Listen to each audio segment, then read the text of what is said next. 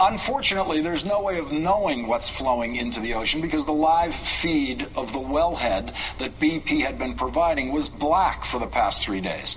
This morning, on his teleconference, retired Coast Guard Admiral Thad Allen was asked by the Daily Kos why the feed was gone.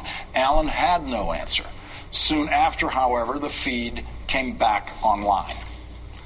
Joining us once again tonight is former oil executive Bob Cavnar, who now writes about the industry at dailyhurricane.com. He is also the author of Disaster on the Horizon, due out in October.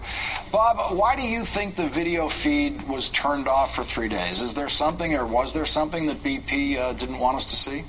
Well, I think that's clearly the case, Lawrence. It was reported to me by the Gulf watchers on Daily Kos that the leaks were getting worse. And as I watched the feeds, when they showed the wellhead, you could see that some of the leaks around the cap, the connector between the two blowout preventers, was actually getting worse. And then about 3 days ago, the feeds just went black. And in fact, several other feeds also went black during that same period of time. So I think it was clear that they didn't want us to see what was going on around the wellhead.